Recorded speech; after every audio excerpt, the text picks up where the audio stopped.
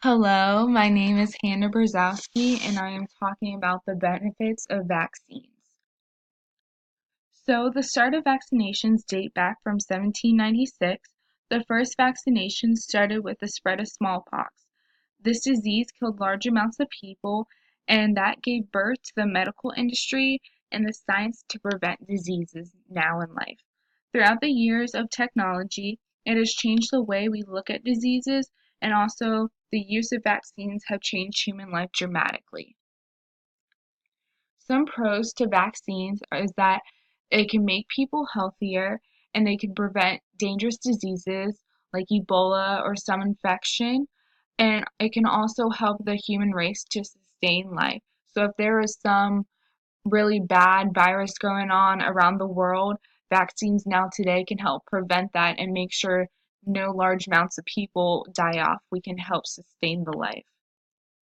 Some concerns that people have with vaccinations is that they can be expensive. So, depending on what kind of virus or infection that someone may have, the harder for it is to treat, the more expensive the vaccine is going to be.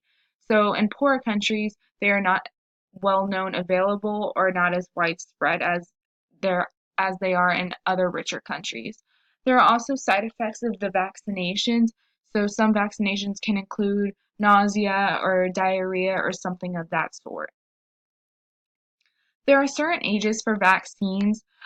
Right when a baby is born, they get their first shot, and then it's the hepatitis shot, and it helps them to become more effective and more immune to other diseases. So it will help them later in life to become healthier and also to prevent other diseases that might affect them later in life. So this is a chart of the recommended immunizations for children through ages 7 through 18. These are the most common years to get vaccinations. Through 11 to 13 is the most crucial years. Like for example, in 7th grade, we all need a shot before we can actually be accepted and go into 7th grade. So if you don't get that shot, you can put yourself and other students at risk because you didn't get vaccinated. Some theories of vaccinations is that they can actually make you sick, not better. A lot of people believe, oh, if I get sick, it's because of the vaccine and it's not helping me. Well, it sometimes is just the side effects of the vaccine. It's not actually making you sick. Um, some studies believe that vaccinations can be a link to autism, but there's no scientific fact that that's actually true. And then other people believe that vaccinations, since they can be more expensive than other forms of medication, that it's just a government's way to get money out of the regular consumer. Another reason why many people don't get vaccinations as much is that most Christian faiths and Catholicism doesn't believe in vaccines. So they believe everything happens for a reason and it's God's plan. So they believe vaccinations are against the natural being. So on the chart is that certain states in red are Catholic and Christian states, and those are likely people who do not get vaccinated as much as people do in the bluer or other states out west.